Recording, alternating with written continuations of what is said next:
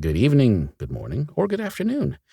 Hi, everybody, it's Andy, and I'm just dropping by real quick to let you know and to announce that I have begun recording Book 1 of the Whiskey Tango Foxtrot series.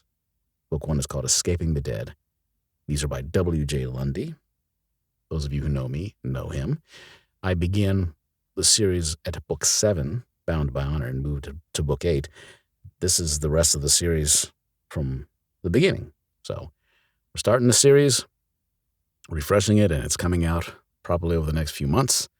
So it's 6 books. I'll do as many as I can with the other book workload I have, but look forward to them, okay? So Book 1 will probably be out in January, and maybe Book 2 as well. We'll see. But look forward to them, all right? I'm looking forward to doing them, and I'm looking forward to you hearing them. So here we go. I'm going to give you a little taste of what I've started recording, which is a little bit of Escaping the Dead by W.J. Lundy. Brad keyed to the mic on his radio handset and tried to call Fob Bremmel. Task Force Raider, this is Charlie 4. Over. Brad heard nothing but static and tried again. Task Force Raider, this is Charlie 4. Over. Again, nothing. He tried the convoy.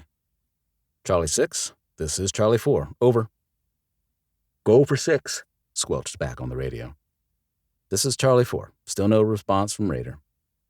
Roger, Charlie 4. Stay on mission. 6 out. Brad looked to the left and could see the worry on Henry's face. Things were definitely not right. Brad checked in with the 2 scout vehicles behind him and asked them to tighten up the formation as they got closer to Bremmel. They moved down into a saddle and up the other side as they made their final approach in the direction of the road to the fob's front gate. They reached the top and made a hard turn onto the paved road. Suddenly, Henry slammed on the brakes and everything in the truck crashed forward. Brad heard the trucks behind skidding to a stop. "What the fuck, Henry?" Brad shouted, and then looked up and saw Fob Bremmel. The fob was burning. There were people running all along the perimeter, pouring over the walls. There was no gunfire, but the base was being mobbed. "Permission to open fire," Cole shouted. "No, hold your fire. They're out of range anyhow, and we don't know what's happening," Brad shouted back. Panicked, Henry looked to Brad. "Jesus, Sergeant! What's going on down there? Why is there no gunfire? Did we lose the base? What's going on?" "Everyone lock it down. Cole, keep your eyes on that gun." There was a knock on his side window.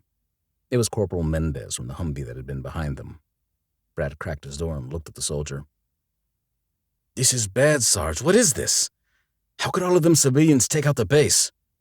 What are we going to do?" he asked. "Mendez, get back to your truck. Get your guns up and keep an eye out. It looks like nobody has noticed us up here. I want to keep it that way." "I'll be with you in a minute," Brad answered, as he lifted his radio handset. "Charlie 6, this is 4. Go for 6. 6, this is 4. We are 1 click from Bremmel. Bremmel is overrun." "Repeat your last, Charlie 4? "I said we are 1 click from Bremmel. Break! The base has been overrun and is burning," he yelled into the handset. "Calm down, Sergeant. I need you to give me a clear answer on what you are seeing." "I told you. The base is overrun with civilians. The gate is open and it's burning." "Wait one, Sergeant. We have a group of civilians approaching the back of our perimeter," came the reply from the radio. Cole spoke up in the turret. "Sergeant, you might want to look at this." Brad turned his attention from the radio and looked up. He saw that a small ant trail of people were moving out of the base and headed in their direction. They were moving fast. Not quite a run, but definitely at a quick pace. "Charlie 6, we are being approached by the mob from the base. Please advise," he said into the radio. "Charlie 4, break contact. Return to the convoy." Crack, crack, crack. "We are under assault. We are engaging with less than lethal. Return to the convoy." "Roger, Charlie 6, we are en route." "Less than lethal not working. They are swamping the crack, crack, crack trucks. They're dragging off the crews.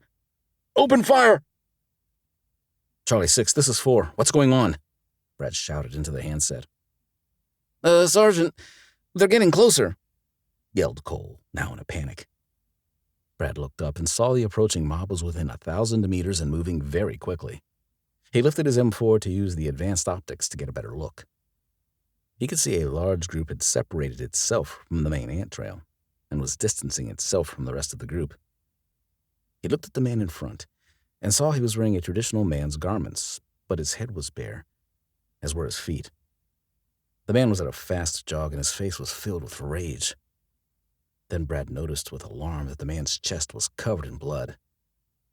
He scanned the crowd. They were also covered in dark stains and bearing the same enraged expressions. "Cole, give them a burst. Keep it far off. I don't want you hitting them by accident," Brad ordered. "On the way," Cole responded. The large weapon thumped in a quick report as it poured a 6-round burst into the path of the approaching mob. Rounds skipped off the ground in front of them, kicking up sparks and dust. They didn't even flinch. They kept running at the same pace without missing a beat. Henry was becoming panicked. He was shaking in his seat. "This isn't good, Sarge. We should leave." Brad didn't look away to answer. He was fixed on the mob. They were only seconds away in building speed. When they hit the vehicle, it was with a force like a tidal wave. The armored MRAP shuddered, but took the impact. "Cole, button up!" Brad screamed. Cole dropped into the vehicle, slamming and locking the hatch shut behind him.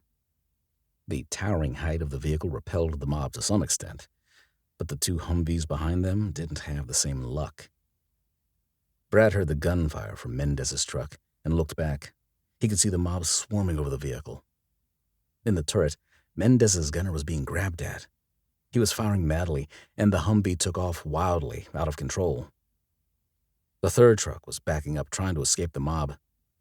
Brad saw the empty turret, but couldn't see if the gunner had been able to escape and close his hatch. The Humvee was being pressed against the stone wall behind it. Suddenly, Brad saw the gunner hadn't escaped. He was being ripped apart by the mob. He could see a bloody flurry of activity in the cab of the Humvee as well. "Henry, drive! Get us out of here!" Brad yelled. Henry hit the accelerator hard. The huge MRAP lurched forward, making a sickening crunch as it plowed over and through the mob.